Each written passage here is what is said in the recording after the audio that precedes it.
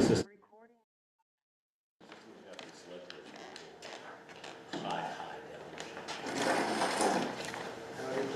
Howdy.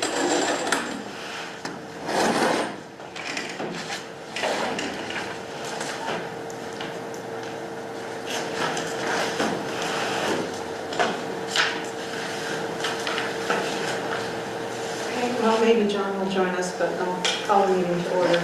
So we've got a pretty informal meeting tonight. It's a number of administrative issues that we've talked about a little bit at previous meetings. It seemed like this would be a good time to circle back and look at some of those and decide what we want to do this winter and make some progress on those things. I did circulate to all of you. I did a first draft of a set of bylaws, and I just asked Chip to copy what passes for the existing bylaws. It's what is on the website. I didn't know if it's kind of difficult to find. It's buried, and it's not worth a whole lot. It's mostly a document that it was voted at town meeting because it was a document that reestablished the planning board in 1989. And I don't know what the purpose of reestablishing it was. I'm sure they had a purpose. But anyway, that I think was its primary value. But that is what exists on that website currently. And it's past time to come up with a current set of bylaws. Well, you have bylaws? What? You have bylaws from 2000? Well, actually, that document, I know we have that, and I had talked to both Angelica and Kristen about that, and it doesn't show up anywhere in the town records. And I'm thinking that it might have been a draft that was never formally voted on and adopted. I know what you're referring to. I didn't circulate it. We could certainly make copies of it if people would find it valuable. Do you use it? I did look at it. A lot of, well, I looked at that, and I looked at a bunch of things. I looked at 7 or 8 other towns of their planning board bylaws to see what they look like, and they're quite different in a variety of ways, and for different reasons, I'm sure. Belgrade is like a page and a half, and I think its Rockport is like 6 pages. But what happens with a lot of them is that a lot of the procedural stuff is incorporated into the bylaws, things that we already have in the land use ordinance. And one of my goals with this draft was to avoid all of that and to turn this into more of a procedural guidance document that's principally internal to the planning board's workings and does not impose requirements on anyone externally. So it's not an ordinance, it's not a rule, and it doesn't have to be approved at town meeting. It's a working document principally for planning board purposes. So I was consciously trying to avoid anything that imposed a requirement externally. And I don't think we need to, because most of what I saw in other town ordinances in that regard, really, for us, it would repeat a lot of the procedural requirements that are in the LUO already. And I think, Jack, that draft that you're talking about, that 2000 draft, there was stuff in there about hearings and notice and things of that sort that I don't think we need to address separately because it's addressed in the other law already. So that was my general thinking. I also looked at the appeals board has a document that's struck me as being kind of a hybrid. It's not just bylaws. It was approved at town meeting. It is an ordinance. That's about 10 years ago, right? No, there's a recent one that was let's see, was amended in '22. So there was a pretty major amendment in '22. The front page of it says it was enacted in 2017, and then the major amendment that I recall is on here, and that was 2022.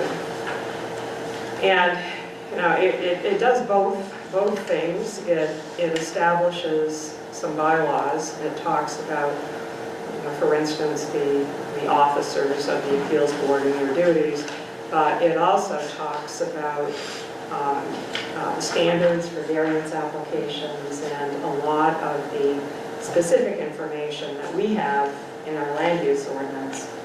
But this appeals board ordinance kind of takes the place of the land use ordinance for the appeals board. It has the standards and... There was a reason for that. There had been no appeals board bylaws before 2017.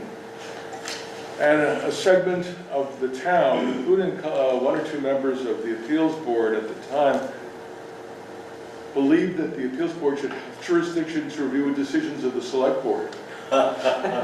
So when I was the prime drafter of the 2017, and I said, no, that's not where we're going, in my opinion, and the majority went with me. We had one member of the appeals board literally walk out of the room. I said, you don't have to leave us just because you don't agree. You know, you could fight this battle another day, you know? No.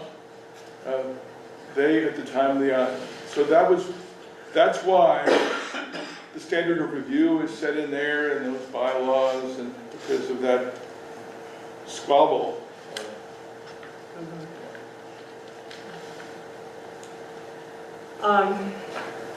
So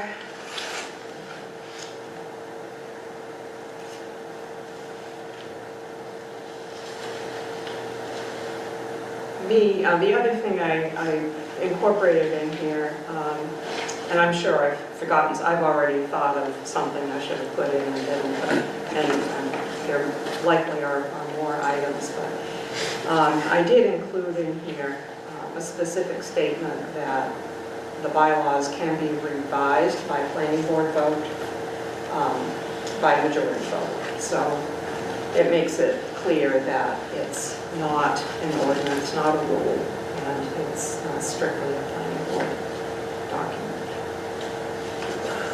So I was hoping you had a chance to look at it, and if there are pieces that you think need to be added or modified, have any other comments, I'd like to have that discussion. I mean, I did look at it earlier today, and I do have a number of comments, but I thought maybe it'd be more efficient for me to put it in an email or put it in writing to everybody so they could think about, rather than, I mean, it's whatever you want. Yeah, well, that's I thought, to some extent, I think it's a really good effort. I thought, my general comment is, there's some detail I thought that was unnecessary.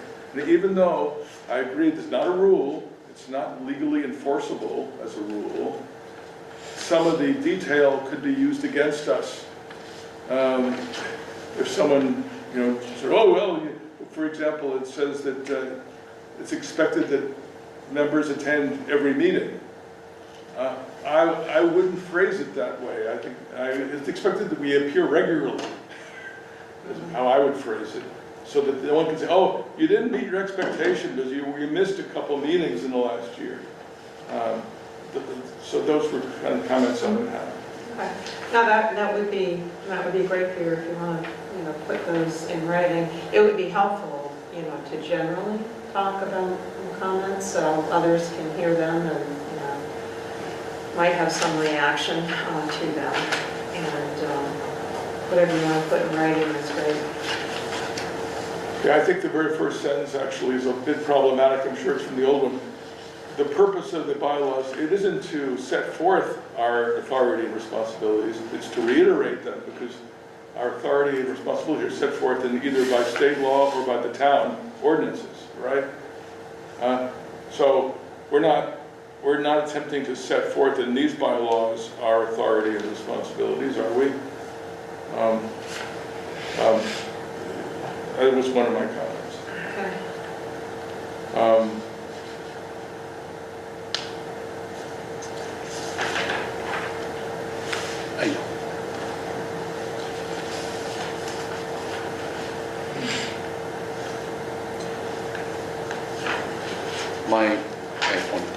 I think they're great. I guess that's sort of a question and a comment. There's a reference to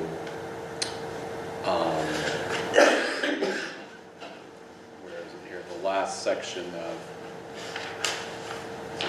4F, where it references the town of Readfield's COI, etc. policy. But then later on, there's a great deal of statements concerning conflict of interest and rules around managing through that process, which makes sense to me.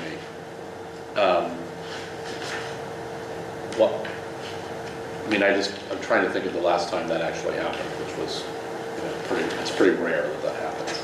Yeah. And I know why we have to have it, but under 6C, is that new, or is that already in the bylaws?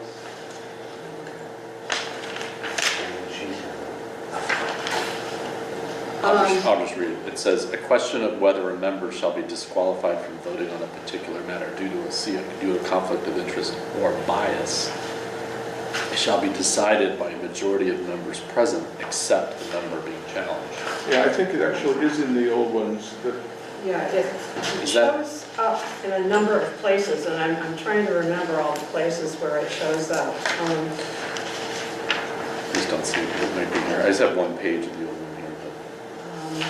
But anyway, the point being is in the original one. If you go to the back of this sheet that we've just given, yep. like the first item, D, the first paragraph on that back,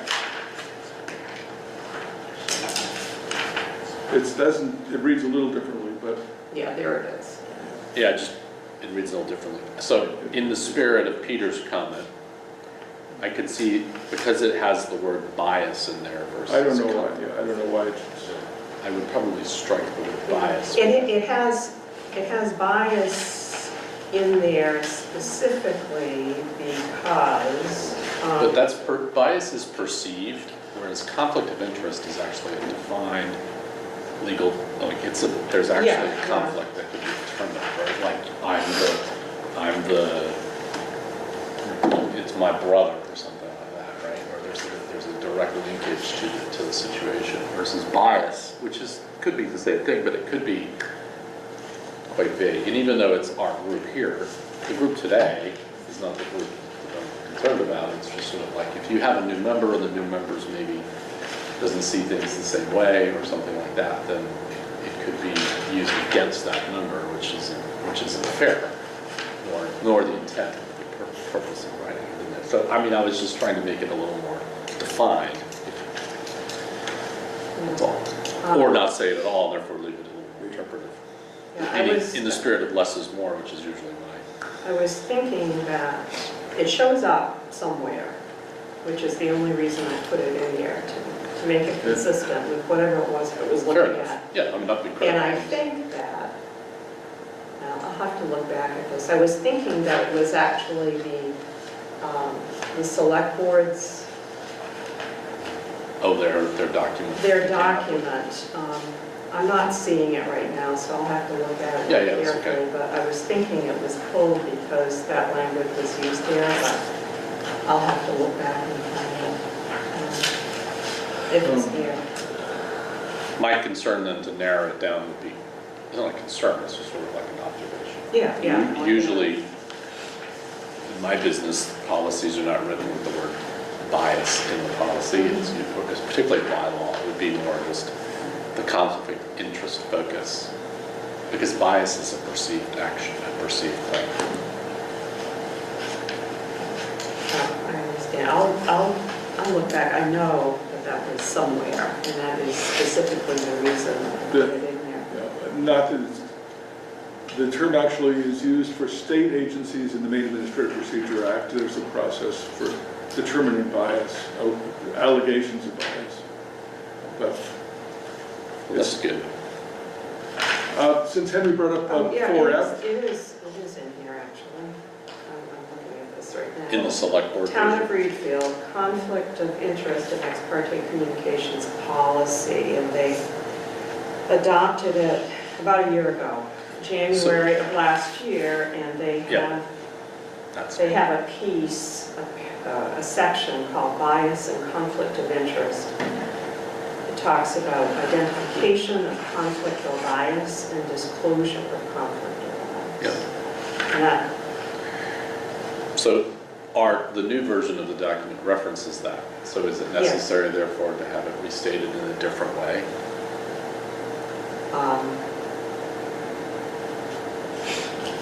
Basically, you're saying the same thing twice.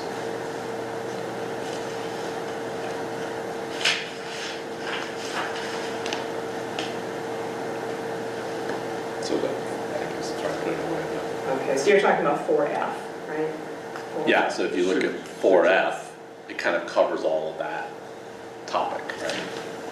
And then it's repeated under the section 6. Anyway, it doesn't matter if it repeats, it's just an observation. 4E. Also in 4E, we've touched on it. I don't know exactly I don't remember what the Readfield policy, exactly what the terminology is used there, but I find this a little too broad.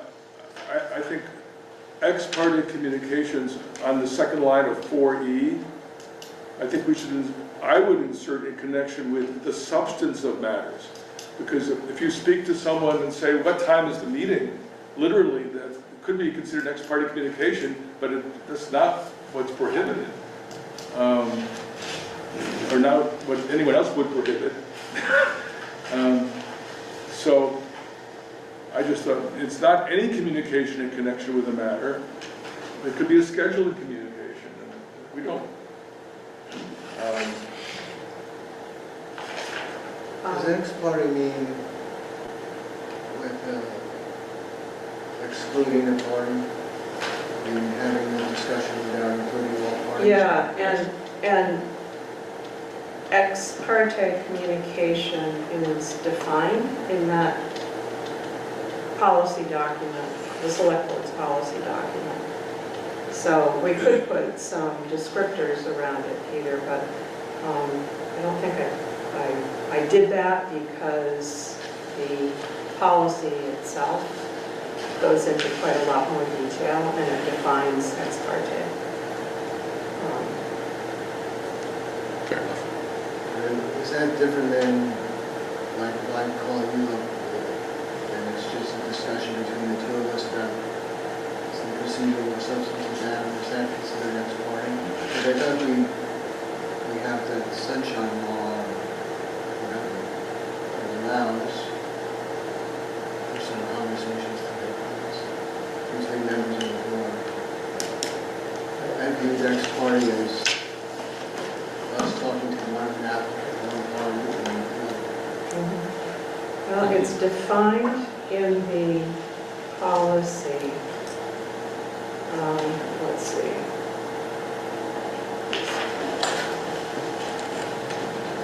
In two places in policy, there's a definition, and then it says,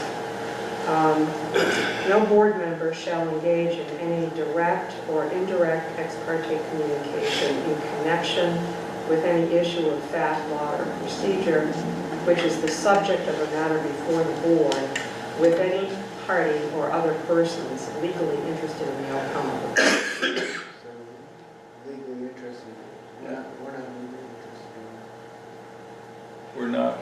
We're not, it's not related to us, it's more about the other members of the public. And then it also says ex parte communication shall include but not be limited to any oral communication other than public communication occurring upon notice to all parties and during a properly scheduled public hearing or meeting, or written communication other than motions, pre-filed testimony, etc., between a board member and any party or other persons legally interested in the outcome of a proceeding.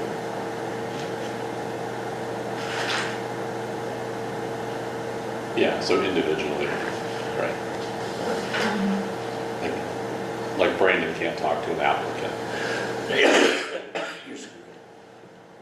by himself.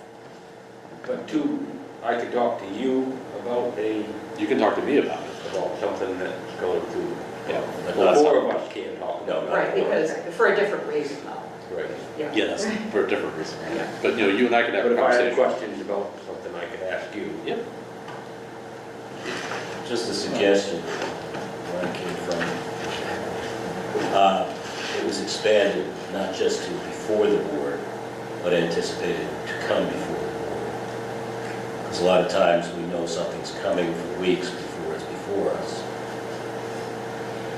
So that was more of a blanket on the time frame as well.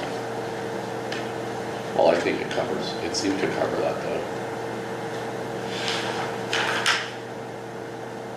I mean, if it's not before the board, it's not a board matter. It can't cover everything.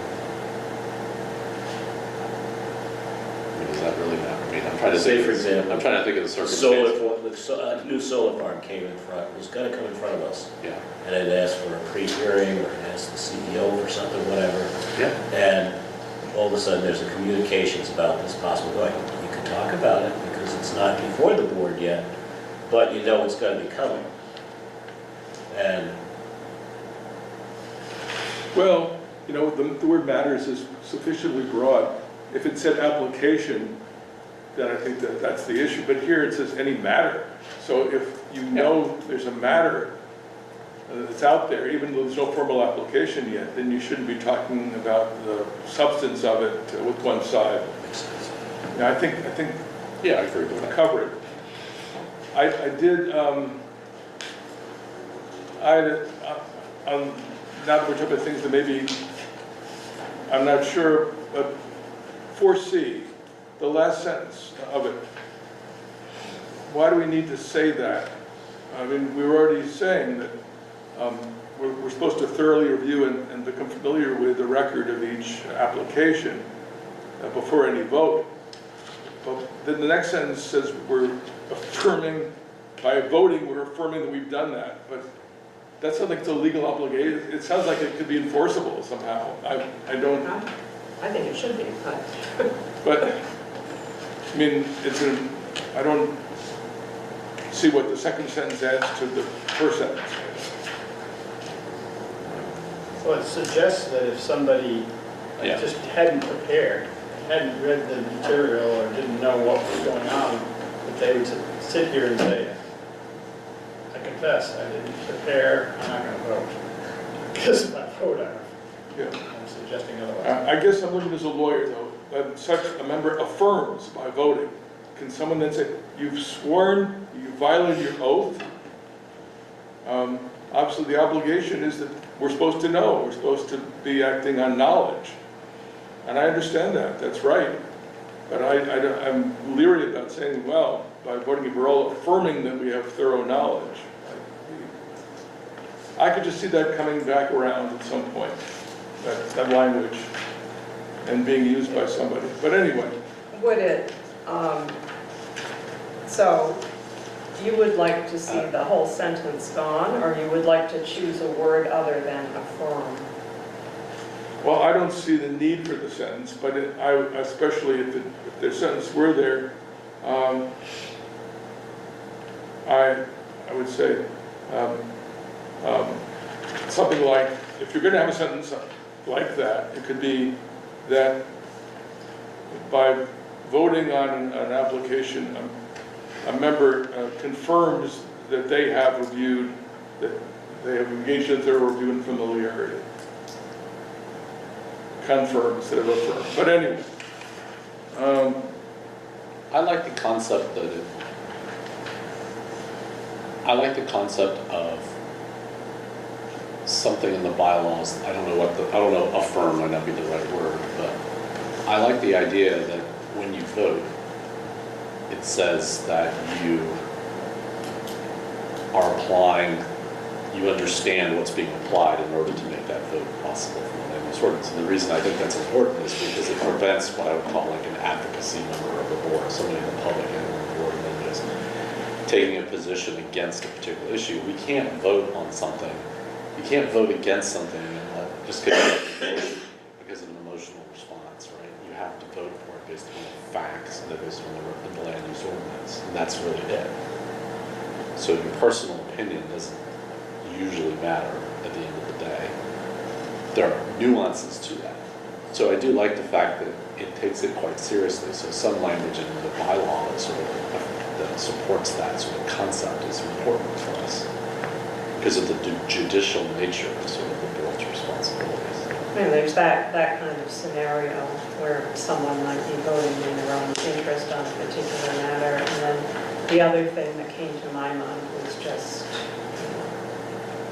general sloppiness, and not having bothered to review the application, and I'm not thinking about anybody on this board, certainly. I'm thinking more broadly about the potential.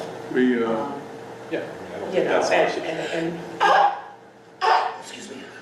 my goodness, that was a strange sneeze. one reason that the Board of Appeals bylaws reiterate the standard for a variance, if I remember they do, is that there were certain board members historically who didn't care to apply those standards. And they would issue, they say, well, it's unfair, the person needs a variance. So anyway, Well, that's an argument for leaving it bylaws in. cured that. it's an argument, well, but I think the first sentence covers it, but whatever. I had one other little question. It's in the existing, the term municipal officers, it's in the existing bylaws, but we're appointed by the select board, aren't we? I mean, municipal officers is broader, isn't it? Or is that a defined term to only include the select board? Right now it says we're appointed by the municipal officers, but we're appointed by the select board. I was,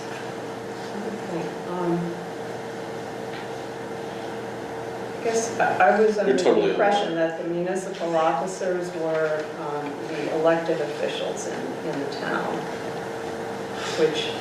and maybe that term in Readfield could be used interchangeably with the select board. I'm not certain. I'll see if there's a statutory definition. I'll look it up. But you use select board in the document. Could would air. So why would you? Well, that's what I thought. I I don't don't think think He's he a is. municipal officer. I don't He think can he's a appoint municipal somebody. But officer. he's the one that appoints, so he must be. From the select board, Yeah. Eric had to move. I'll look for a definition of municipal officers in state law. No, On the fill out an application. question about somebody not voting because of conflict of interest, Yeah. in 6D, it actually, it references, not D, where the recusal or exclusion of member consideration is conflict of interest. But I don't think we can use recusal anywhere else above there. No, I don't think so, and that shows up in the policy as well. That talks about a member's obligation, if the member is aware Yeah, of a that's conflict of interest. usually, almost every case, that's how Right, that's how somebody it ends up usually happens. dropping out, is because they Right. recused themselves. Right. But, so I wondered if it was worth saying something about recusal, since we're talking about the other side. Yeah, that's a good point. That's actually happened before, several times. But that's what happens, right? Somebody discloses it Always, yeah. and they recuse themselves from the entire matter at the beginning of the application process. I mean, we could put something more in here so it's more standalone. Because I don't think that appears anywhere else. It appears in the select board's policy, which I reference, which is But the why. important part of it is the sequencing of it. The recusal needs to occur at the beginning of the process, or whatever that. Right, before you ever get to a the voting. Yeah, it's not like at the vote, like they're not actually allowed to participate in Right, the discussion of the application. And that may be different. It's probably unique to the board with our application process. Versus the select board could have somebody just walking out the street and doing comment, public comment on some random topic, which isn't on the agenda. Wouldn't have a pre-recusal So moment. if you recuse, you can't participate? No, You shouldn't. you You shouldn't. shouldn't. I don't think there's a rule, well, I mean, you should. You've recused yourself.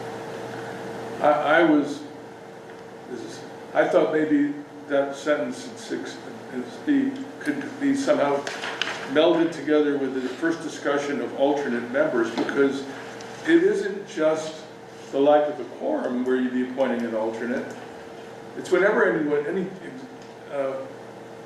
right? It's whenever an existing member either is recuses or is disqualified that the chair would be appointing an alternate to vote, right? And that's what that sentence in 6B says. But it isn't just because of a lack of a quorum, right? Yeah, that's right, Peter. That's my point. Because you could have two applications in one night. In one application, the regular member, the non-recused member could participate and act on that one, but they wouldn't act on the other one. It's not just lack of a quorum. Right. Yeah. You can, You actually our, appoint right, someone to vote if you don't have seven. yeah. So that would mean, let's see, merging some of 6B and 3B.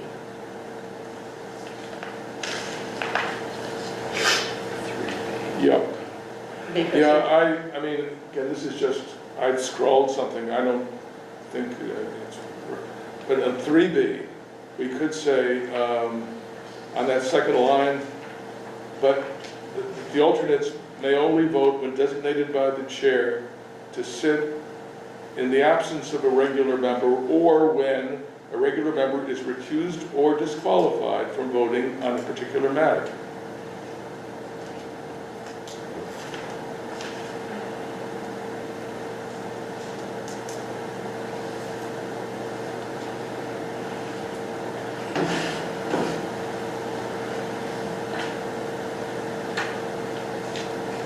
I had a couple of questions too.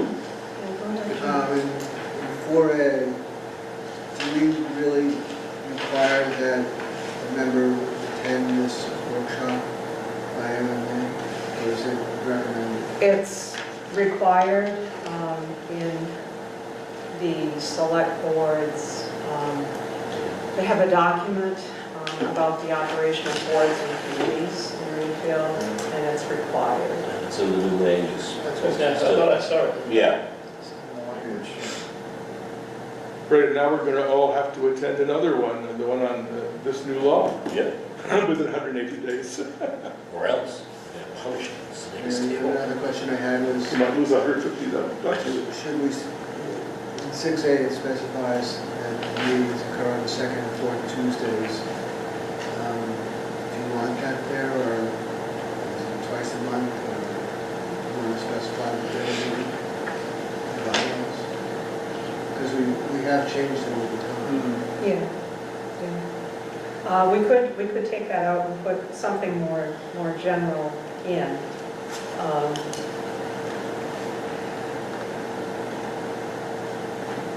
If we wanted, I mean, we could do it either way, I think. I don't think it's a problem either way, particularly since it's something that we can change if we want to by a vote, but we could put more general language in there. I was trying to be fairly broad and non-specific and allow rescheduling because we do that with some frequency. But if you can, if you've got some language that you think would work, you could send that And around. we also sometimes schedule a meeting, on the third Tuesday or whatever. scheduling. It's two different reasons. Well, it'll be a special meeting. It's a special meeting to be scheduled. So I suppose you're saying it could be for any reason, not just to facilitate work of the board. But maybe we want to try to, Some planning boards meet every week. Just depends on your community. Well, do you want to rework that, Okay. Jack, and see if you can come up with some language? And it's 6I, there's just that I after issue, because Shall be issued in writing and signage. In writing, but my little comment on that one is, it right now just is, it says it's going to be signed, it's going to be issued in writing and signed by the chair. And maybe it should say, signed by the chair or the vice chair if the chair did not participate in a particular matter. I mean, the idea is that either the chair or vice chair should be signing it, but it should be the chair normally if the chair is participating.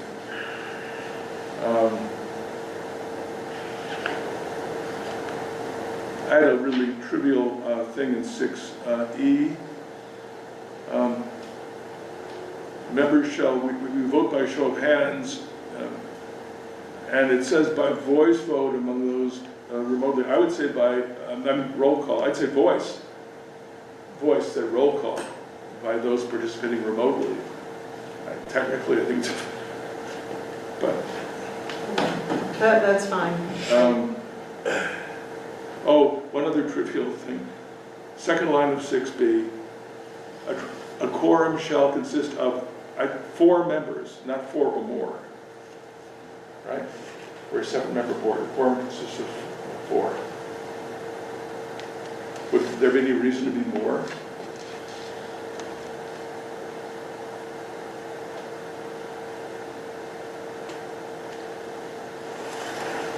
so at least 4 members.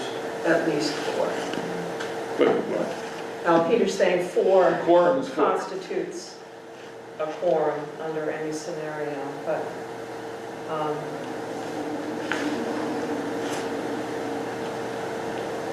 five constitutes a quorum too, because there's at least 4. You could say at least.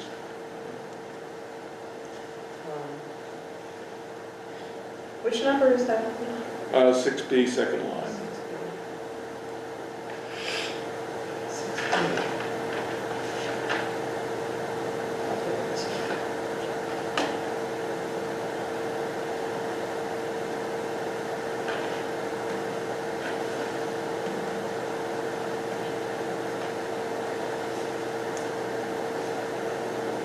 further down in 6B, I believe we've already covered this, but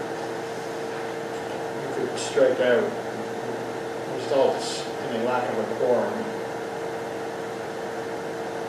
Just cross that out and just say the chair may designate one to participate. Because in any case, when there's a recusal or if someone is excluded, that would set the motion designating somebody else. Well, yeah, that's, again, there's nothing wrong with that, this here, except that if you change back on 3B, defining alternates the way I suggested, you wouldn't need that sentence at all in 6.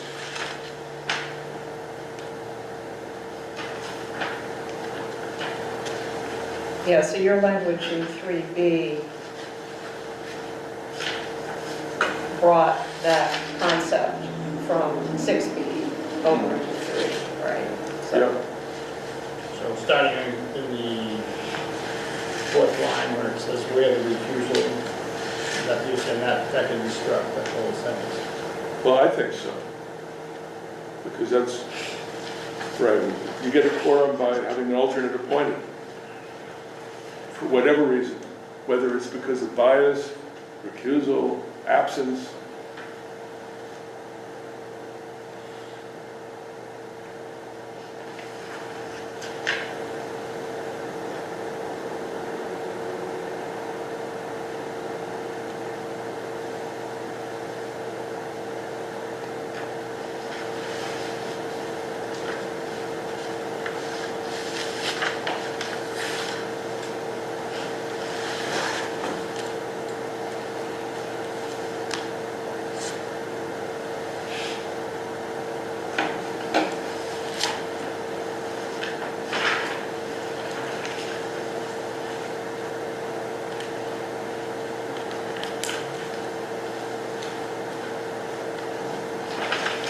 I was thinking it might be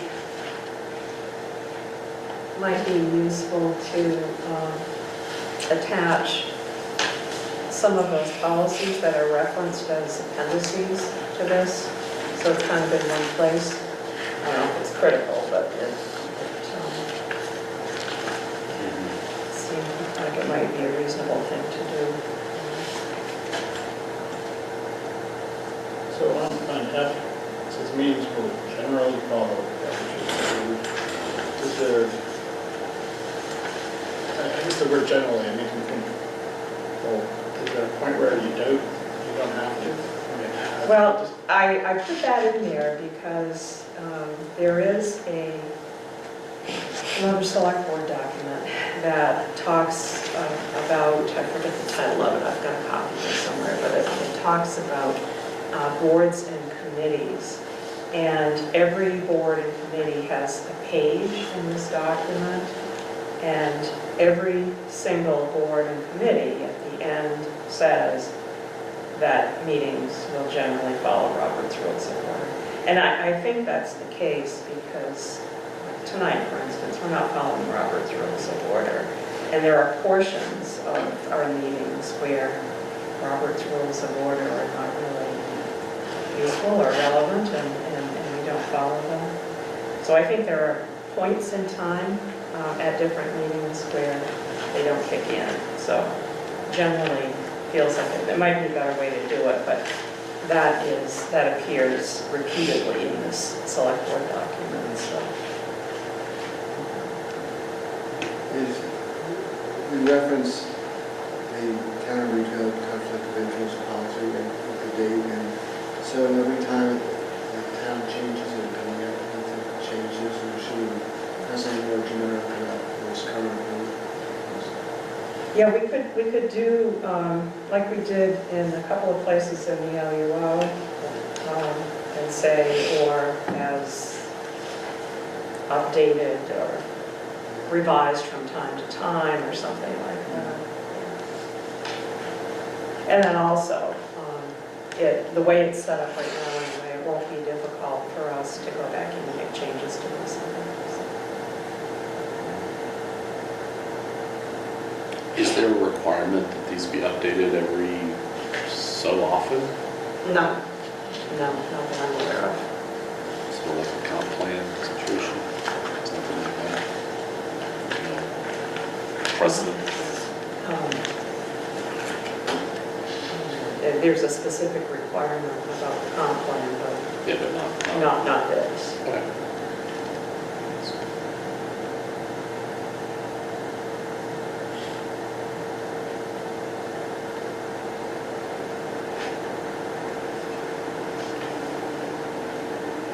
That's a lot of comments on 2 pages. Well, the 7%. 3. 3. It's probably 4 now. We're getting to Belgrade or Rockport, whatever it was. Yeah, Belgrade, I thought was great. It was literally 2 pages. Yeah, let's copy theirs. No, you don't want to do that. It wasn't very good. So are there things that you think should be in here that aren't?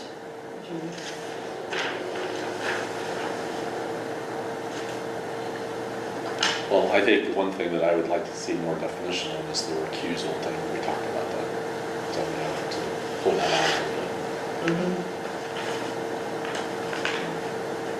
But otherwise, I would say reducing repetition, or as Peter, reducing unnecessary statements is a good idea.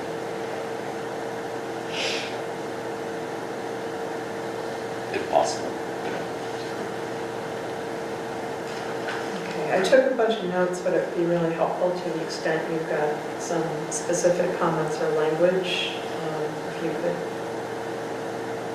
send those to me, and I can mark this up and send out a revised copy, but I would like to get your language first. I did have another question.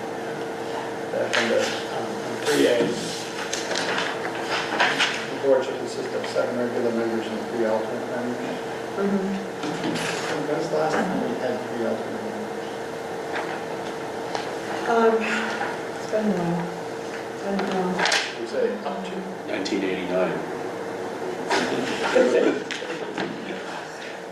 Yeah, that's right. Yeah. Up to. I had, when I was looking at this, I had a question, a slightly different one, but a question nonetheless about the number of members and also the length of the term, which is 5 years currently. And I believe that is something that is set by the select board. I think they're the ones who said 7 members and 3 alternates. And when the planning board was reestablished in that document that I gave you a copy of, that 89 document, I think it's specific about that in that reestablishment document that was voted on by the town. I think it says 7 and 3. Yeah, it refers to them as associate members.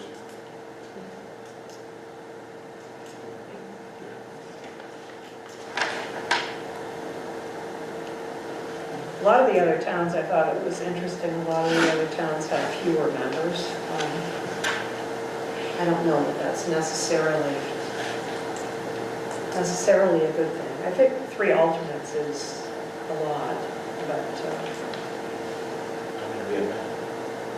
we have 1 currently. We had 2, but then John became a full member.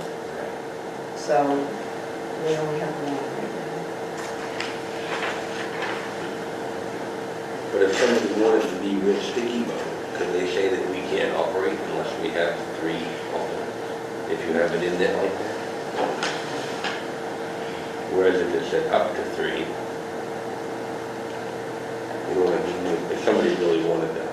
Yeah. Well, if somebody really wanted to do that, if there was a regular member missing, they could make that same argument. Although if there was a regular member missing, we would move an alternate Right. out. But if we didn't, theoretically, maybe there could be a point in time when we only had 6 members functioning.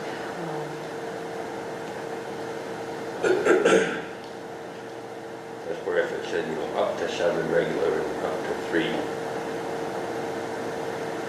Um,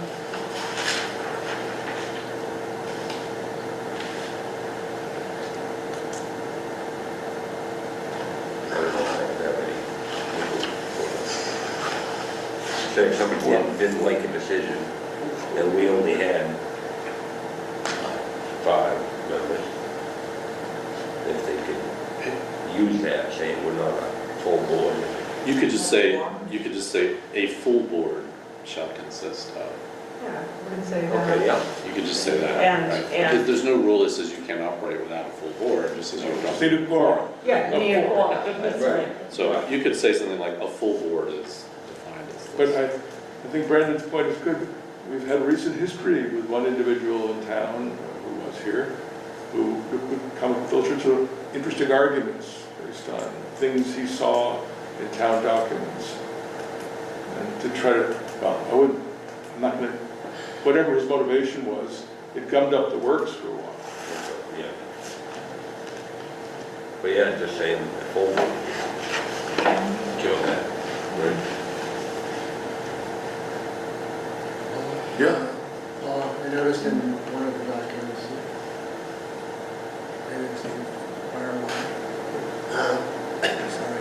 specify the process for the hearing, where the applicant goes first and all that stuff. And we don't have anything like that in here, but should we have something general about that, board establishes the procedures to be followed?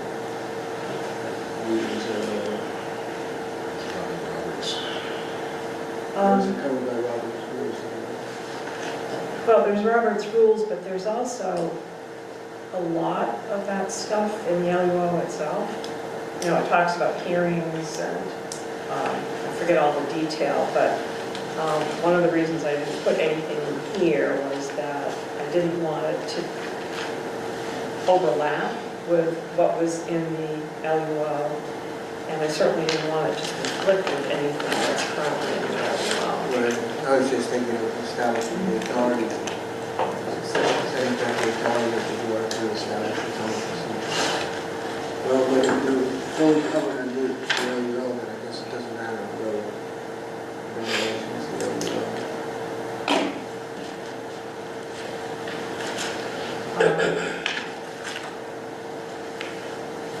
So it says,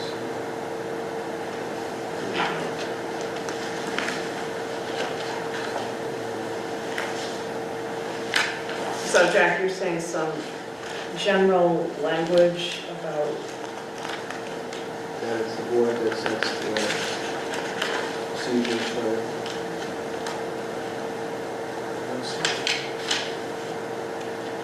the board may establish procedures for meetings and public hearings consistent with the requirements of the LUO, something like that. It says here, the board will adopt additional rules for transaction of business. What do you mean? That's what it says in the original. Oh, the old one?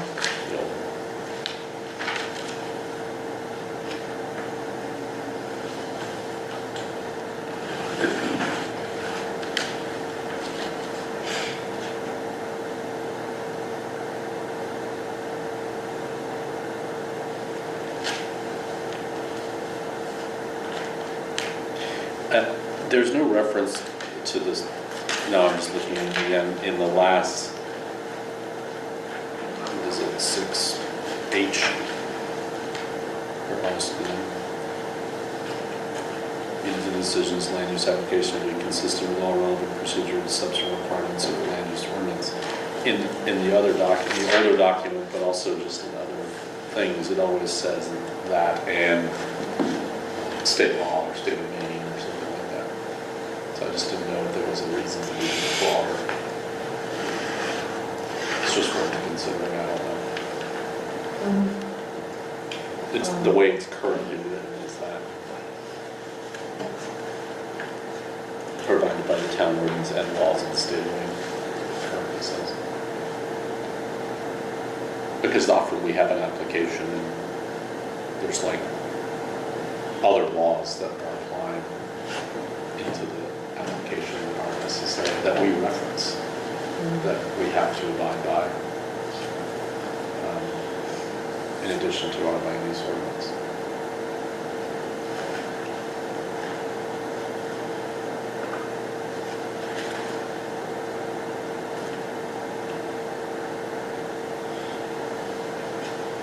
So maybe pulling, there's some general language in here somewhere. Yeah, the Got old, two biggie. yeah, Talks about Readfield's municipal ordinances and policies and laws of the state of Maine. Yeah. See that same language. same just language, pull it that state, that one sentence you just and put read, it in there too. put it at that last. I mean, you're adding like 3 or 4 words.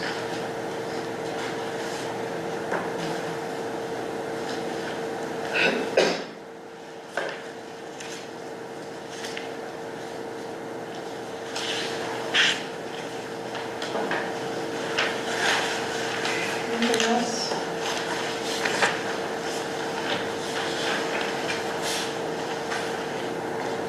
Obviously get more bites of this.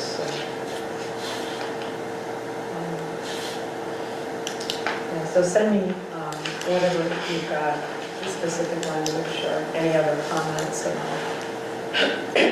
I'll try to put together a revised version and get that out to everybody before next meeting.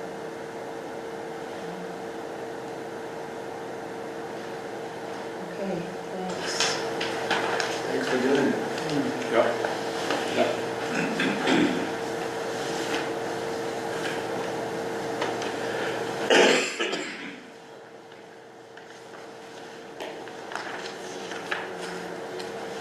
What's this FAQ thing? Oh, that thing, I'll get to that in a minute. Oh, okay.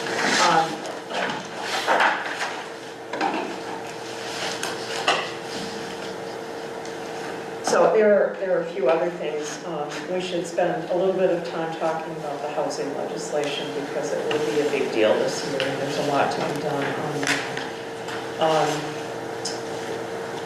We also had a number of procedural and administrative issues and documents that we had talked a little bit about previously at meetings toward the end of last year. And there is more work to be done on some of those. And so I wanted to spend a few minutes talking about that, more to identify the board's priorities and what we should try to get done this winter in particular. And then the other thing was LUO revisions. I just want to put that out there generally. We haven't really identified much of anything for this year, and I don't have anything burning on my list. I don't know if there's anything that occurs to anyone that we feel is really important to take to town meeting this year, but if there is, we should talk about it because there are deadlines for getting that material in front of the select board and so forth. Quite honestly, I was hoping there wasn't anything. Do you have things on your list, even though they're not burning? No. No.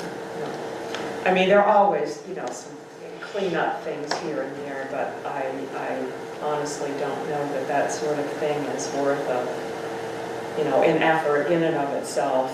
And, we will there'll be a package for next year. It's going to be housing, if nothing else. So, we could tack things on to that. And we did that major cleanup of just about every chapter last year. And so I don't know that there's anything really Is there something on significant. the solar ordinance that needed to be? Honestly, I just cannot remember. Something that we didn't do last year. Yeah, we postponed it and it needs to be done. I can't remember what it is. I have to go back to that. But it would- We changed the freestanding, Yeah, we did that. small unit. Yes, we did that. We did that. We were talking about a bond at one time. Oh, it's bonding, that's Yeah. Oh, right. the bond. Yeah, Yeah, that's actually kind of important. I think it's really, yeah. Yeah. Wasn't it not just solar, but It other? was the construction bond. yeah. Other Yes. construction too, right? It wasn't just solar. It could be anyone. Anyone, yeah, any project. So if we set it at $500,000, we're gonna get all the solars. We've got, not threats, we've got issues that might come up where we have these large projects, especially with the new housing things.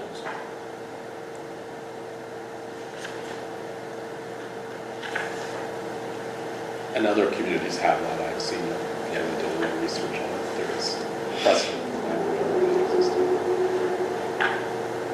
So, The question is, I can do it, I can propose something, but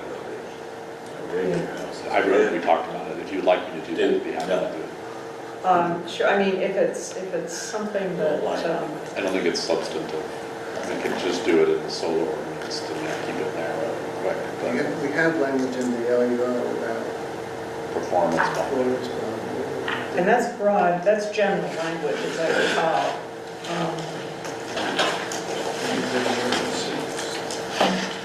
Just after the last two solar things, it would be very helpful if we had something in. It's not tied though to, also a performance bond, not a construction bond or anything different.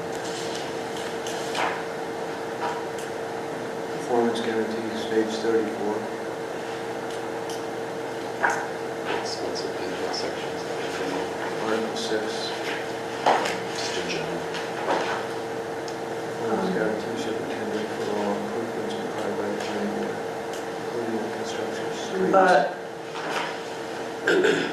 this is, oh, wait a minute. So I guess it is, Maybe it satisfies it. that's not, oh, I guess it is a standalone section. It's not connected to the subdivision piece. As long as we can apply it. But we interpreted improvements to be public improvements, not other things. Right. Private construction.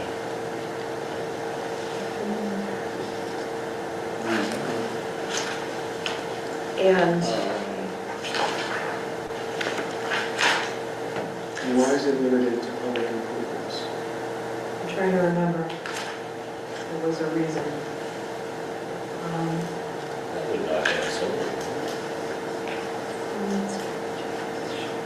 Yeah, if it's tied to that, then it's not applicable to solar. Unless the town is building solar, which it's not.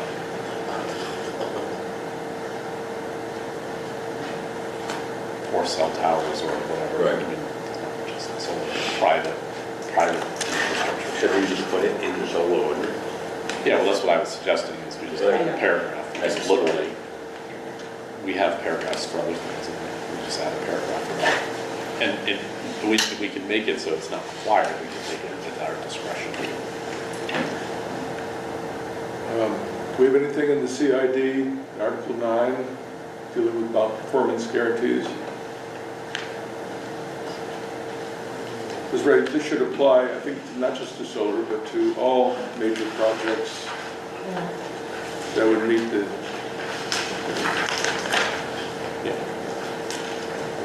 Article 9 provisions.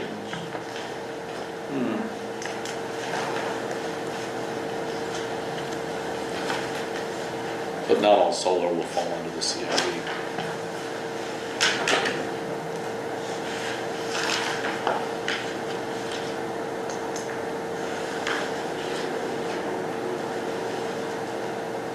But certainly like a cell tower would. A big cell tower.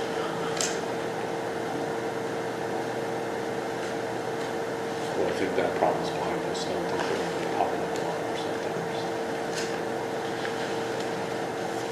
I'm gonna have to look more, I can't. Anyway, that was find the it issue now. though, that was the issue on the list, was the construction bond. It's in here somewhere. Well, we It can came take an up- action to research it, I can certainly begin that. Yeah, it came up in the Manitoba context, Right. and I know there's language in here.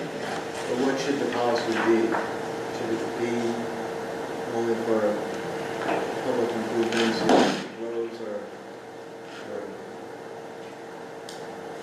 It feels to me like if we're gonna do it, it should be much broader than that.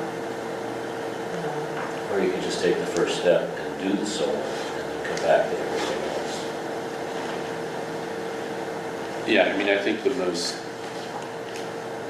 as we sit here in 2026, I think the most applicable issue it's related to is probably the solar developments.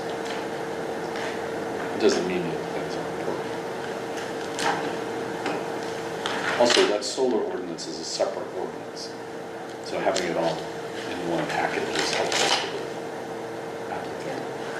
I mean, I assume that, if you did something for solar, it would be in the solar ordinance. Yeah, and frankly, we could replicate it somewhere else in the Yeah. ordinance if it was necessary. Yeah. And if we just put it in solar, it should be fairly simple to get it to the select board in time. I would think so. And if it's just the solar ordinance, then you wouldn't have to, it would just be the Changing the solar. whole land use. You're not changing the whole language, you're just changing that solar ordinance. It should be fairly simple. I mean, I think that, yeah, Is that the only place where we've talked about it recently, other than solar, is the Minnesota situation? When was it Minnesota? What? When was it mentioned Minnesota? Road.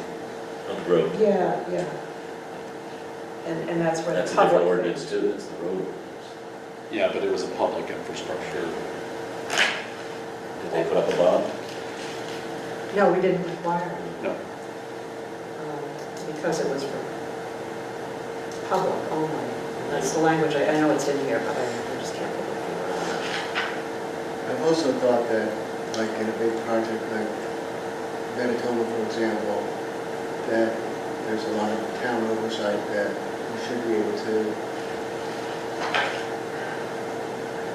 empower the town, or maybe a condition that they hire this consultant or an engineer that, you know, we feel like it's overburdening the town, CEO, or whatever. Because it seems like we allow that when it's a public improvement. You know, thinking back now, we might have talked to Deb too about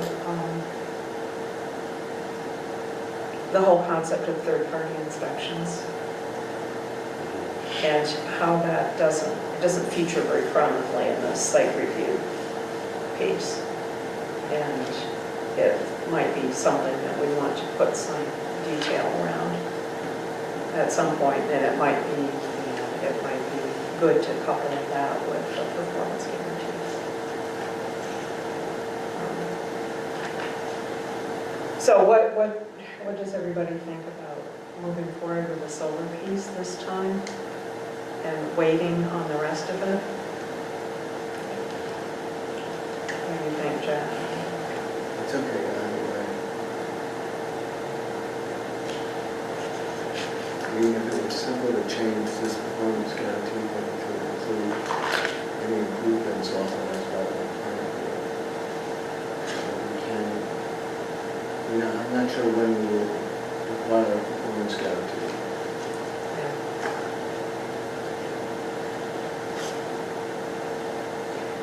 And I think we stumbled a bit over the language that's in there currently. It's not really clear about, it says performance guarantees shall be tendered for all improvements required by the planning board, including the construction of streets. And who knows? I don't know what that means. well, it's pretty broad, Yeah. but I think I would advocate that we, well, not advocate, I think we should put it, because the solar ordinance is a separate thing, I think we should put it in the solar ordinance. And I think it should be, I think we open up a bit of a can of worms if we start getting into the Yeah. because it has a sort of an interesting ripple effect in the document. So is there like a percentage of the project that would be the performance It's guarantee? usually a value, yeah. That's to the performance of the completion of the project, Yeah. as opposed to decommissioning or, Yes, sorry, yes, it's for the construction, for the development side of the project up to completion. so for example, if we said you had to put the power underground, Yeah. put it underground. For example, like, that's a good What a example. good example. You need to do it, or you have this performance guarantee. Right, so if they were like, no, we're not gonna do it, you just catch Or the screen, you didn't like the size. of the Yeah, you didn't like the And they would screen. they would get their money back after they get the CO. The certificate of occupancy. Correct, so once they get their certificate of occupancy, the construction part will be complete and they will release their obligation. And the CEO would bring that before the board for release. Yeah, but Yes. there's been multiple, the applications we've had so far were all not in accordance with the plans that we have. That's what we'll- Hence, we're having this discussion. It gives us a little more of a stick, but it also gives them a little more, it gives, because they would have to go get the bond, it gives them a little bit more focus on doing it the way it is occurred.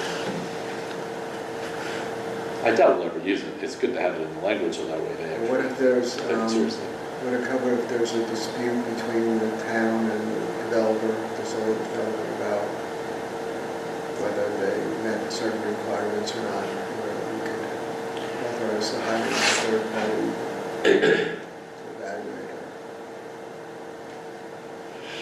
Yeah, well, that gets into like, if there's a dispute, like what do we do? But, I mean, if we don't have the expertise, yeah, we could use it to hire a third party or something. Give us that advice. if you look at that language, then, was it? It makes sense, I understand, yeah. My assumption would be that it would be probably fairly amicable most of the time. Because it'd be pretty obvious, like, the power's not underground. Like, it's very black and white. Or you didn't plant There's no trees here. there are no trees, or there are trees, you know, it's a very sort of, I mean, if it's something like, you didn't plant enough trees, well, that's, I mean, we're not gonna catch a bomb because they didn't plant enough trees necessarily. That's not It wasn't built in the parameters. Right, of it the was, or was it built in the right footprint? As an example. Another good example. Another good example. So do you want to draft something in? Yeah, I can do that. Okay.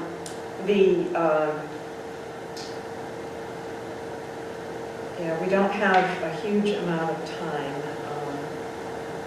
Technically, I think the date for having ordinance revisions that require a warrant article to the select board is the end of February, but we've always, for the land use ordinance, we've always bumped it out further. I've had conversations with Eric, and he's always been fine with We that. have to hold a public hearing. But we do have to hold a hearing, so, you know, we need to come to agreement on what the language is here, and then schedule a hearing.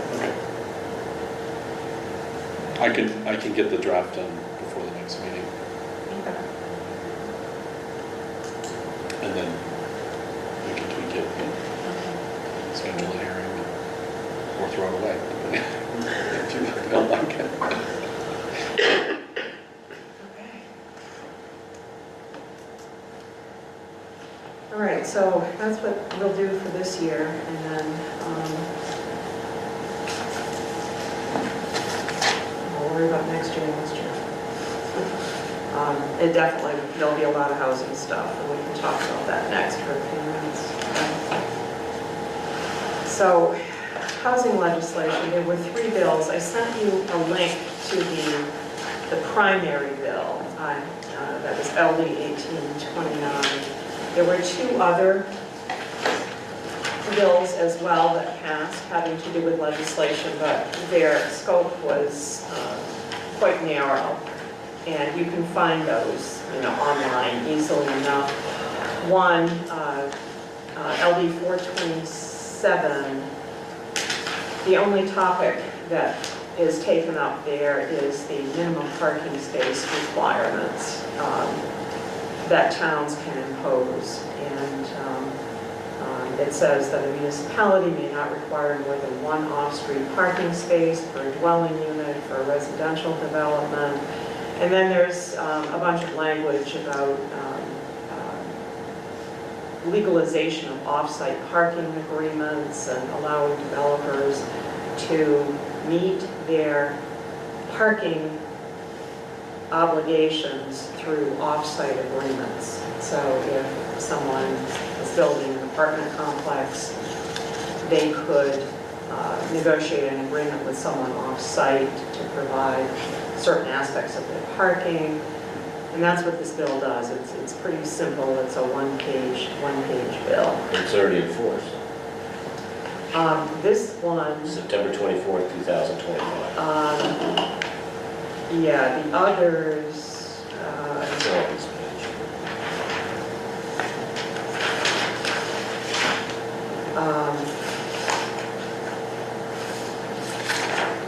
The others are next year. yeah, 427, yeah, is the only one that is enforced currently, but, Paul, am I correct? It sounds like there's nothing in our current ordinance which conflicts with 427. I don't know. I didn't look at We it specifically. regulate residential parking spaces on residential property. Multifamily. If it was a multifamily dwelling that came before the planning board, we would talk about parking. But that's pretty rare. I don't think there's like an ordinance though. There's not a thing that says you can or can't do it. It just is a review topic. So, and the other one that is quite narrow is 997. And that one requires that towns allow residential development in commercial zones. So, you know, if someone, if there's an empty retail space in a town, developers could come in and use it for residential space instead. Somebody could build a house at the same time. They couldn't because it's a CID zone, so it's a special zone. It's commercial industrial. But that's the, it says in zones, places zoned for commercial industrial.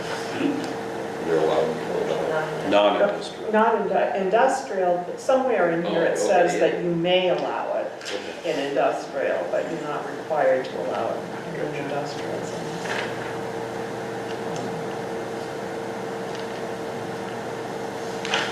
And then 1829 is where most of the changes happen. And there's a lot in 1829.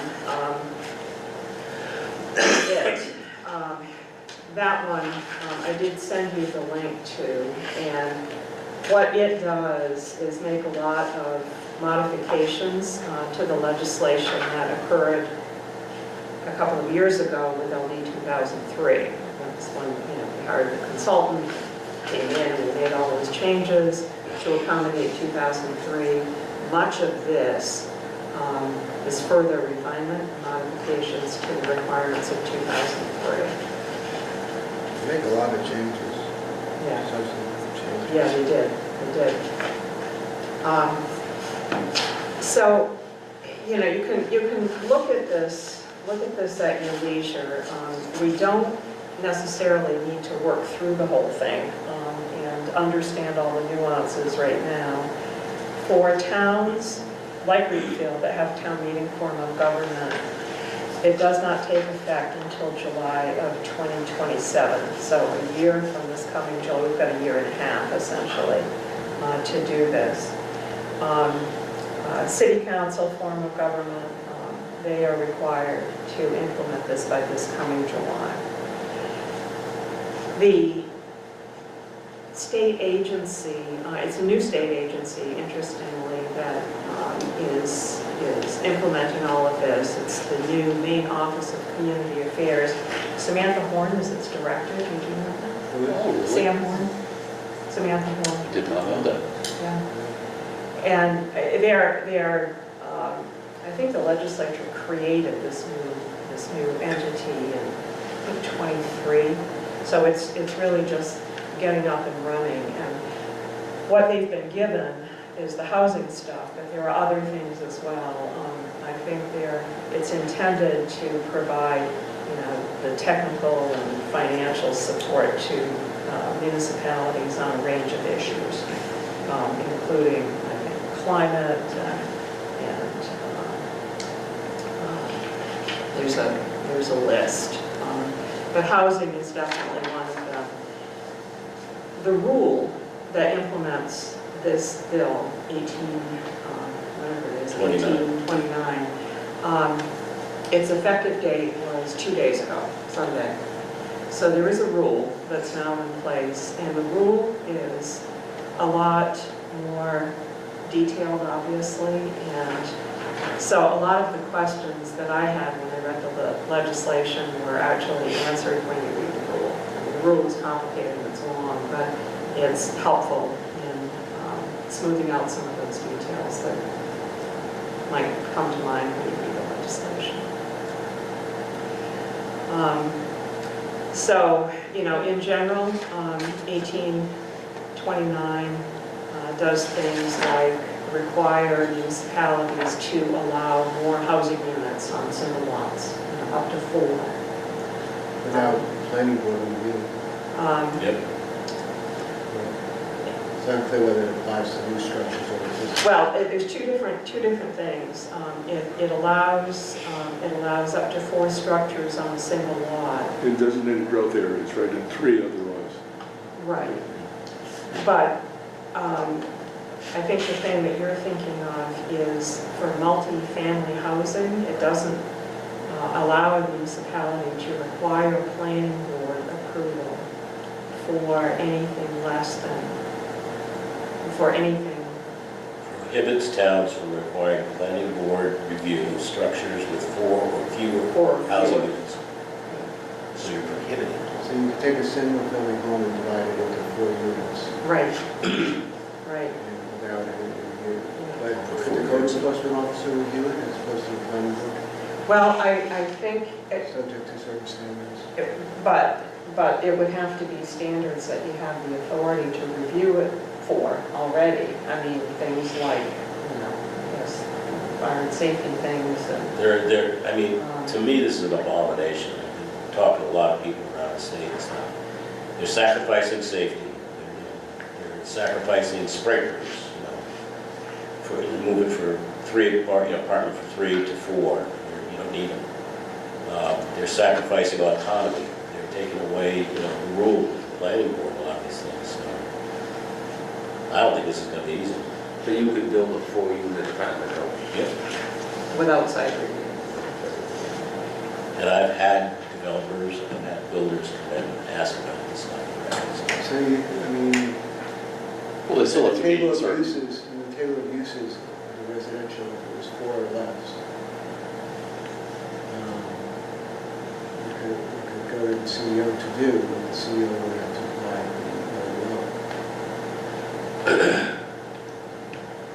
Yeah, but the CEO doesn't have the authority to do site reviews. but our LUO could say, But our LUO has to change. But don't they still have to, like, say somebody bought a lot or put down a house, put a new house, whatever, maybe, They're I taxing understand both the theory. sides. They've increased the amount of but wouldn't it, units you can do in the subdivision right, but without wouldn't being it, striking the wouldn't subdivision. they still have to abide by, like, setbacks and things like that? Right. that he enforces that. They must get a permit from the code, they don't have to go to the planning board. It's They okay. have to go to the code enforcement officer, so. and then Yeah, change for the certain setbacks. things, Still have to be done. yeah. Like the CEO does single-family homes now and has to determine setback for commission Yeah. and all that. Yeah. Height. Yeah. It's One of the interesting things that I read in here was that someone can now put 4 housing units on a single lot, and it prohibits towns from requiring, like if the frontage requirement for a single-family residence was 50 feet, you can't make it any bigger even if there are 4 structures on that single lot. That kind of stuff is in here. This is statewide, right? So I mean, this applies to, like, Portland. Yeah, everybody. Yes. So, I mean, everything stays the way it is right now, because like I said, for town meeting form of government towns like Readfield, these changes don't kick in until July 1 of '27. So we still operate the way we're operating until then. It's likely we'll get money to hire a consultant to do this. Yes, so there is money, and I've talked to Eric already. I wanted to make sure he was good with doing that again and going for grant money, and he is. I've looked at the information they've got up on the website, and towns can apply for grant funding beginning now, basically, in January. But they made it clear that their priority is going to be the larger cities, city council form of government, because their deadline is coming up in July. and everybody else has a meeting here. And so there is, round one is in January. And then there is a round two coming up in March. And I think we could do either of those. They did make it clear, though, on the website that it sounded to me like it's unlikely that a small town would get grant funding in this January round because they really are focusing on the bigger cities. And yeah, we could put it in any time, really. I think the thing there is we don't have to worry about getting it in for January because we probably get it anyway until Plus, later. the consultants will gain some knowledge in the next few months. Yeah, hopefully. There's also a major change in how subdivision is defined. That now 5 instead of 3. The subdivision review doesn't kick in now unless you, well, won't kick in under this law until you have 5 separate lots. They forgot to, I noticed in the next subsection right after that, they forgot to change, in determining whether a tract is divided among units, it still says 3, but I think they need 5. You look at these other things, you consider how it was divided. So, I guess in theory, you can see more unregulated subdivision, divisions of land because they're not being regulated as subdivisions. Is the concept of this to try and increase housing density and Yeah. access to housing? Is that? But I think that's the stated purpose, yes. But I mean, it's not like Maine has a lack of land. So, but is it because the prices are too high and people can't afford housing? Is that sort of the concept? But I mean, how does this help pricing of housing? It doesn't. Does it? Well, if you read the stuff that they've put out, I think there's a lot of focus on the number of housing units that are actually available, and then the number of affordable housing units in particular. Yep. But their focus really isn't on cost. It's more on general availability and the number of units that are out there, as opposed to what they determine is the number of units that will be needed. Supply and demand, the more units, the price will go down.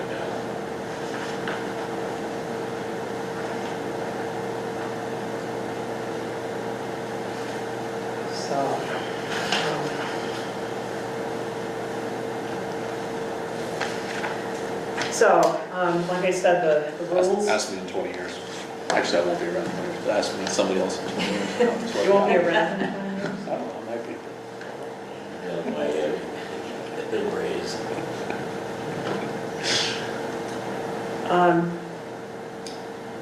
So the rules were effective 2 days ago, and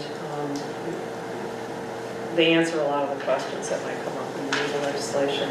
And you can find those on the website for the Maine Office of Community Affairs.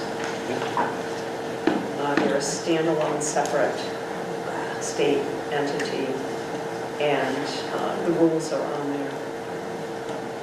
There's a page having to do with the housing program. I guess I'm not an expert in this, but it seems like people leaving Maine, not coming to Maine. So I don't really understand. Busing in quite a few. Busing in people, oh, okay. And then we've been there, right? I mean, Started with COVID.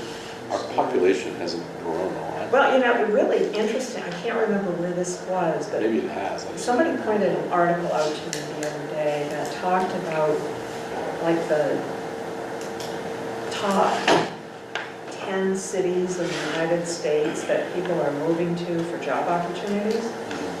One of them is Portland. Yeah. And I just found that, And a Readfield. it's not Readfield. Not Readfield, but coastal Maine up to Belfast.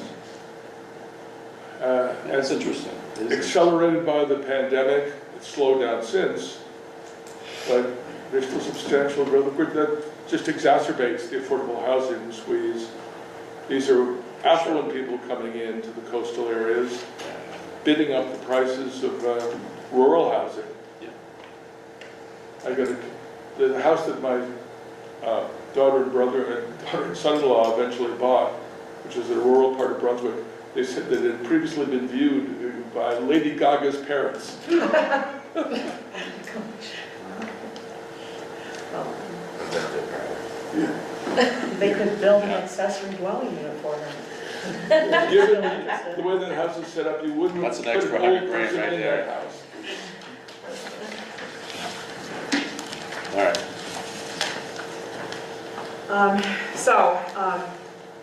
So we're gonna hire somebody to help us. Yes, yeah, and I'm going to be talking with, and now that I've got all the information in my head, I was going to give Eric another call and see if we could sit down and have a more detailed conversation about pursuing grant funding. And so I'll do that and then report back to all of you about how that is going.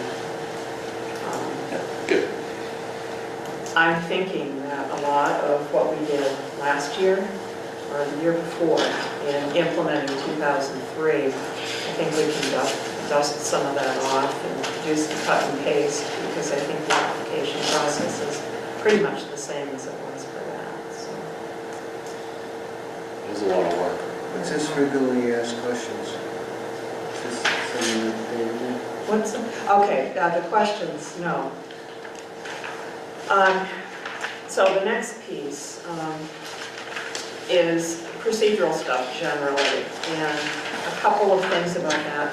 One of the things I had mentioned back a while when we first started talking about procedural documents and so forth was we had talked about an FAQ sheet for residents, for potential applicants having to do with the land use permitting process. And that sheet that I asked Chip to make the copies of was, I did that probably a year ago, but it was my first blast at what the questions might look like on an FAQ sheet like that. They need to be refined. We might not need all of them. There may be other questions that are critical as well, but in my view, this is kind of a starting point I put together because I do think an FAQ sheet would be a good idea for applicants. So, you know, we don't need to get into the details of it tonight, but I wanted to give it to you and you can read it and think about it and mark it up. Could we mark it up or help provide maybe suggested answers to the questions? Oh, yeah, I didn't do the answers, obviously. No, but I mean, I think, Yeah, we'll need answers, clearly, not just a We'll list of questions. we'll have Dana do Yeah, Dana will. ChatGPT and they have all the answers. Right. that's good. It would be interesting to have them do like a first cut. Well, I had something else in mind today, I can, yeah, that's a good, I think it's a good thing to have an FAQ. but, But I'm sure you could help guide some of the questions because you're the one that gets To them. me, it's problematic. I mean, we're a small town, and a lot of these things can be answered with a phone call. And if what's we're gonna- problematic? Well, if you're gonna make these things complicated or more than three No. things. Simple. What are like the top thing, you don't have to answer now, it's rhetorical, but what are the things like that people call you about all the time? Those are the things you want to put on this list, so you don't have to answer the phone. Do I need a permit? Do I need a How do I permit? get You're one? gonna How spend long more- is it are you going gonna to take? spend more than $2,000? That's the answer. Which again, might be, you're gonna go through these things and you can start thinking too, $2,000 was set quite a few years ago, and it's pretty much everything that's done now. Is it time to raise that limit? The refrigerator costs more than $2,000. Like I said, people call me, I said $2,000. Well, all it's gonna do is change, that's the rules. That's true. So think about that. Fair point. You think Yeah, about, but that's a different issue from this. well, you gotta come up with something like that in each one of these, so I can hear it right.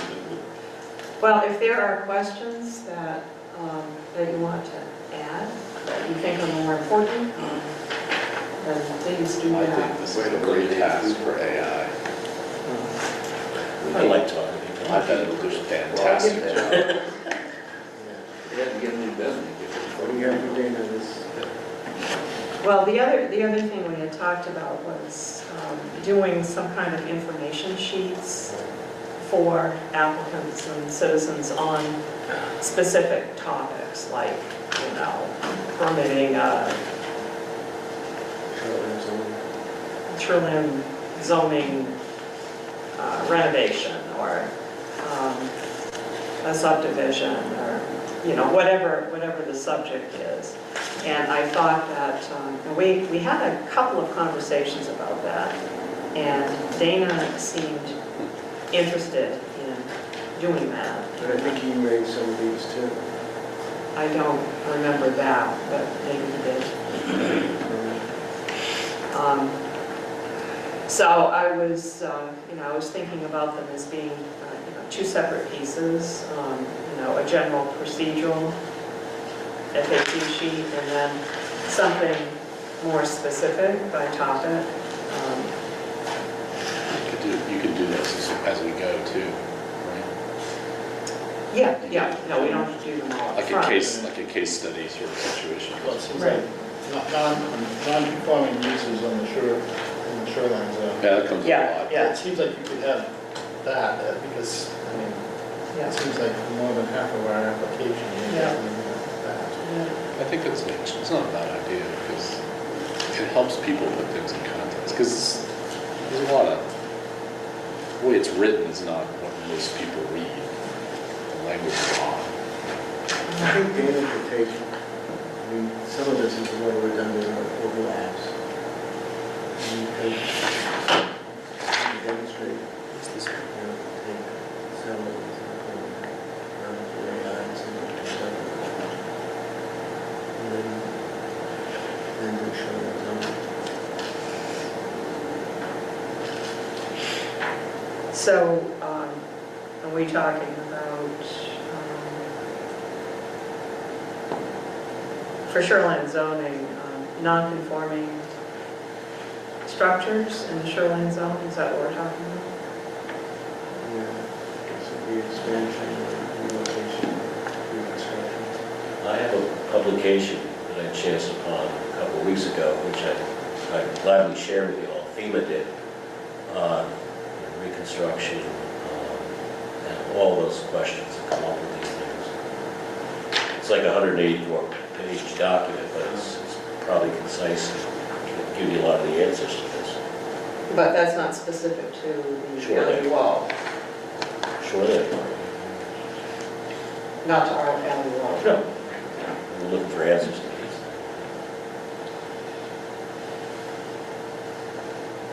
What does greatest extent practicable mean? That's a big question that Yeah, seems like we want to discuss. What's that? Greatest extent practicable.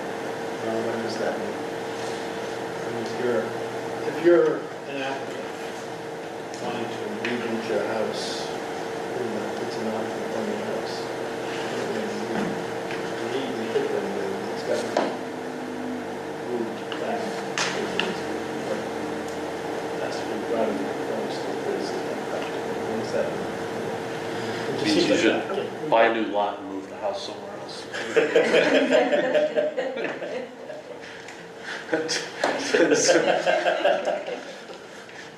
It's a tough one. I mean, as I recall, Jack came up with that language a few years ago for that made it better, more clear, but I'm not sure there are limitations on how specific we can be in that context. I mean, there is that language that I think is what you're talking about, Yeah. Peter, that talks about the factors that are considered Factors. in making that determination. And we didn't have that before. I mean, that was added just a couple of years ago, right?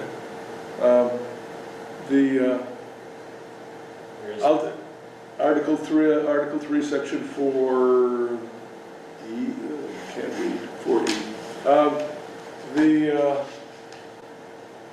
I mean, if for an FAQ, frankly, I think it's very hard to give an FAQ answer if someone says, I'd say, look at Article 3, especially Section 4. Yep. About nonconformity and rebuilding and from a Although, nonconformity. what Dana did though, he would type it in, and, you know, so the chat GPT would go through and it would pull it out of there, and it would put it Yeah, up there on the screen. pretty good.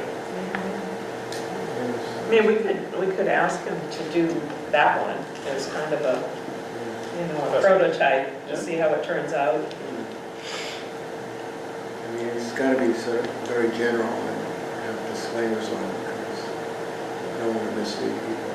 Yeah, for further information, see where this culture is. Background check. All of them. And I think we were talking, I don't know what it would look like exactly, but I think we were talking about something a little bit different for that kind of an information sheet versus just a procedural FAQ sheet. Yep. Two different things. What's this thing about RVs? Why do we have that? I wanted you guys to look at that because I've had so many things recently with RVs, people wanting to use them as their primary residence. Let's get to that in a minute. Let's finish what we've got, and then we can look at the RV thing. I don't want to get deep into it. The one other thing I wanted to mention about procedural documents was that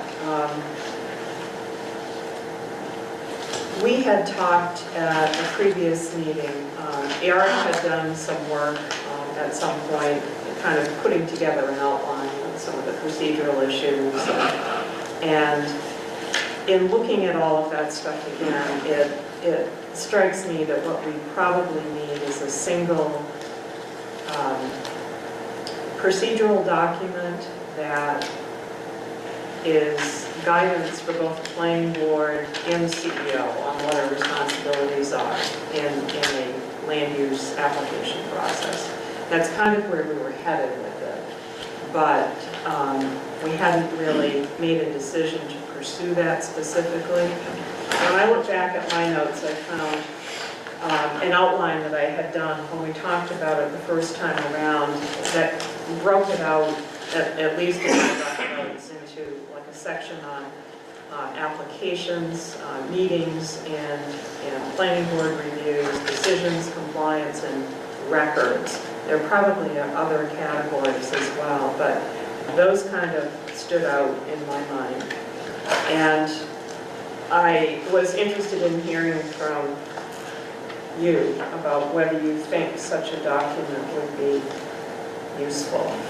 And it would be, you know, intended to be used in conjunction with the LUO, obviously, but it would be presented more, probably more directly and more clearly about, you know, the steps in the process and who's responsible for everything. Like, you know, applications, making it clear that the CEO provides information and support to applicants. CEO does the initial completeness review. It's then provided to the planning board for a formal planning board review. So it goes through the procedural steps. And it would be consistent with and kind of supplement the information that's in the LUL. It could include such things as, you know, some of the things that we had talked about previously was that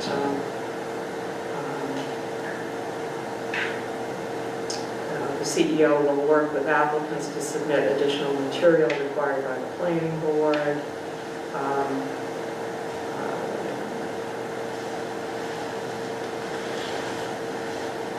When I read that stuff, I thought it was sort of, it's redundant of what's in the LUO, and I thought, so you have the LUO and you have this other document, and then you have to change one, you have to change the other, and you always have to keep the two in sync. Yeah. I wasn't sure how much it added. You know, if you just read the ordinance, it's pretty clear. Yeah, under the site review criteria, one thing we can do is, not now, but one thing it could be done is just expand some of those bits, add a little bit more color to some of that language.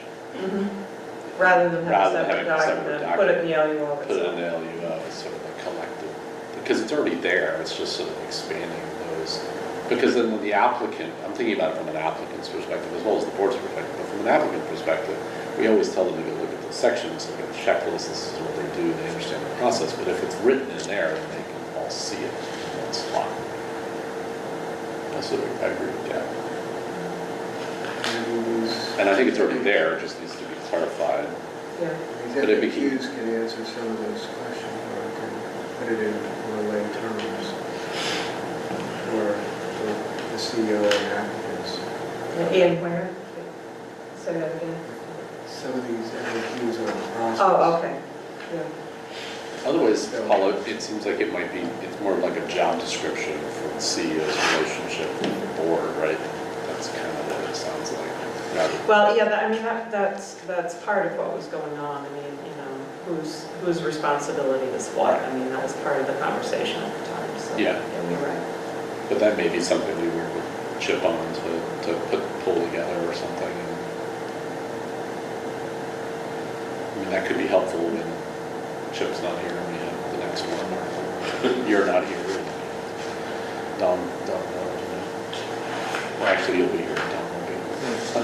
I mean, there's always theoretical value in providing more explanatory information to applicants and sometimes to municipal officer employees, but we have to be a little careful, I think, at the same time, to balance it against, we don't want to constrain ourselves, as long as we're providing a fair process for people, and consistent process. Too much written procedure can result in two things: constraining us from doing the right, the sensible thing, and also creating, again, more opportunities for people to litigate. That I thought about. Yeah, because then if we don't follow the procedure, and we miss something, it's going to be used against I us. think this FAQ thing, you know, if it spells out sort of the process, step 1, step 2, step 3, it'll be clear to the applicant, to the CEO, and to us.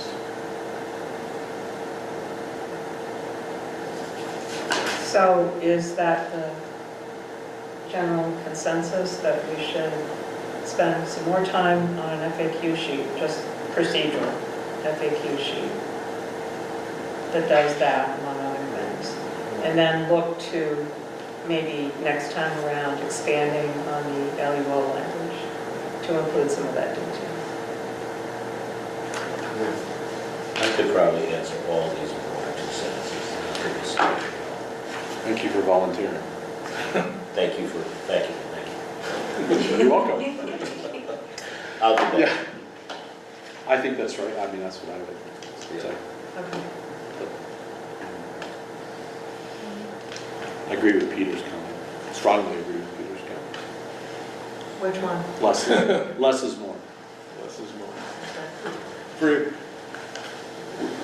hypothetically, actually this is a past hypothetical, involving not you, but there was when I was on the Board of Appeals, I was chair of the board, a CEO, another CEO, had an application in from someone and on his own, that CEO said, oh, we've already raised, this is claim preclusion, we've already decided this. That's not the CEO's job. And I politely informed the CEO that, hey, you can't do that. This has to go for consideration by the full Board of Appeals in that case as to whether the claim has been precluded. But you don't need to write an instruction manual to tell people how to do it, not to make mistakes. No, we just have to have people experienced enough to know what to do, which we do now. That's the RV issue.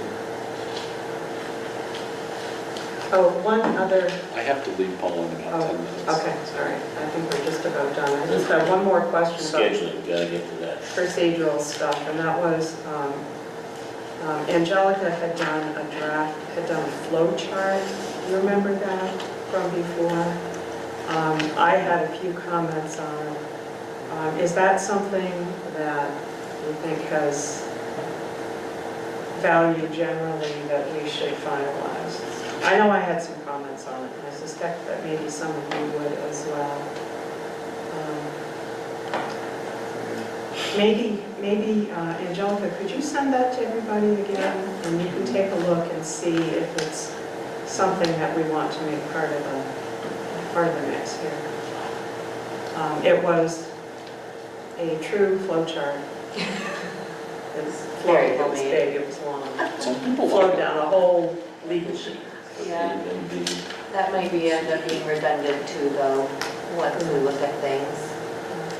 Well, why don't you send it around, because even if we don't use it in flow chart form, the information on it might be helpful. Sure. I mean, we might be able to identify points that It does reference. need some clarity or something. Okay. All right. Stick Minutes, the RV minutes and then our. schedule, forget RV tonight, schedule, we got 3 coming up. nobody's in an RV, it's the winter. All right. You've got a few minutes, right? Yeah, Okay, all right, minutes, can we do those quickly? I saw Peter's, I don't know if everyone else saw Peter's comments, I agreed with those, I thought they were good. I have one issue with what Peter wrote on the greatest practical extent. The way it sounded was meet the LUO to the greatest practical extent, but I think it's meet the- Setbacks. Well, just meet the requirements of the greatest practical extent. It's not meeting the LUO to the greatest practical extent, it's meeting the greatest practical extent requirements.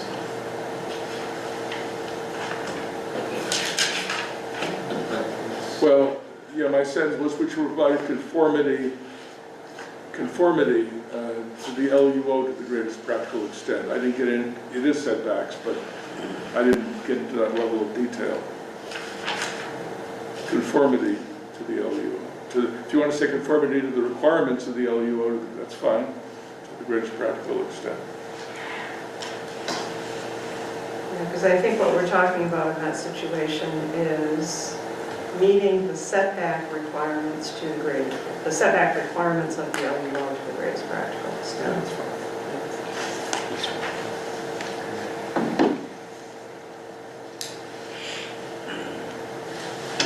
Anything else on the minutes? I make a motion that we approve the minutes as amended.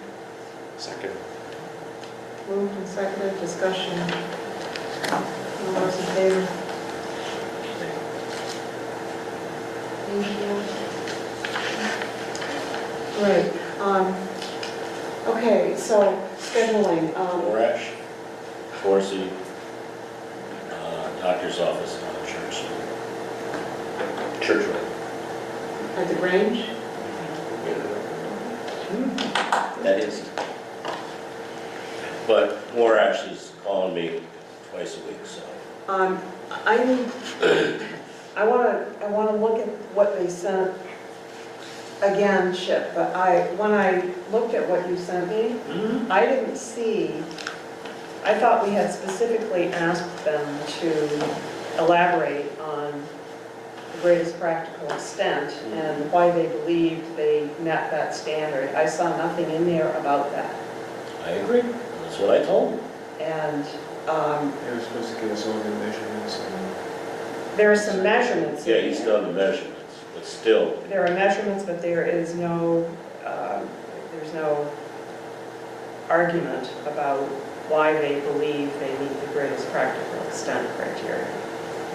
And, I mean, they need to do that. it works in Lake Placid. Did they pick are they actually submitting something with a design to be reviewed? Yeah. I mean, The pretty much last the time, same package with some different measurements. but which the I last think time it was came- like unclear if that was like, Yeah, did they actually pick something? because there was like various options they talked about, No, right? it's just one option. Right, so that is the option. In other Yes. words, if they come back to the board, it was clear that they needed to address that, but it was also clear they needed to have something that the board could review. Right, This is not a going back and forth right. Which is exercise. why I wanted to make sure the minutes didn't say they presented us with plans, because they didn't. Yeah, there was no plan, that was the problem.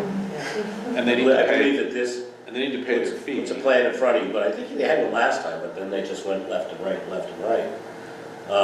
But this comes back to, you know, greatest practical extent. It's not just the setbacks. They're going to be arguing the electrical lines, they're going to be arguing the pitch of the hills, they're going to be arguing legacy trees. What I saw, and again, I looked at it quickly, you sent me this thing, and there's a page that you're supposed to complete if you are applying for a non-conforming structure, and they wrote NA in the blanks. What was that about? It's not, I mean, it is absolutely relevant to this application, and they've got NA, NA, NA. So Were where there does that? questions on the application for the non-conforming structures? Yes. Any answers? No. I think they had a separate sheet. I'll go back and go over it, but yeah. Okay, and But my frustration's at a peak here too. I You didn't, can't just put it in front of the board when, I mean, I'm not suggesting you're doing that, I'm just saying, it can't come back before this board unless it's actually going to be something we can act. Because otherwise it's going to be incomplete again, we're going to start all over again. we can talk about it again. You know, I'll look at it a little more carefully, but I didn't see that stuff in there. And, I mean, they need to pitch their argument. and Succinctly. I just didn't see it. Yeah, there should be a narrative about their argument, Yeah, I suggest. yeah. Or not even, it's not really an argument, there should just be factual about what their position is. So there's Morash, there's this thing on Towards the Torsi. shores, right? For everybody else is, It's a small lot, it's one of the last lots on Torsi Shores. It's right at the beginning of the road. It's 50 feet wide by 300 feet long at both ends. It's, you know, it previously, it still has a cabin that's probably from the original whatever, but it's not even a structure, it's that bad. But they want to redo that structure and not move it. There's really not anywhere you can move it. Within But- 100 feet? But, closer, right? It's closer than 100 feet? oh yes, 30, 35 or 50 feet. And you said they want to make it bigger? No, Oh, they don't? no, they just want to make it what it currently is. But they're gonna have to put some kind of pilings or. They need a foundation. So I'd half on dirt and half on rocks right now. So I told them, if you're gonna do a foundation, you're gonna have to go to the board and make your justification for greatest practical extent. They've got a 300-foot long lot. It's 300 feet long. And 50 feet wide. It can't be 100 feet back? Did they tell you? It was pre-existing non-conforming, so that's where the original cabin was. If you move it back, then you're gonna be encroaching on the side setbacks. So that's gonna be their justification, is it fits where it was originally, and they just want to make it new.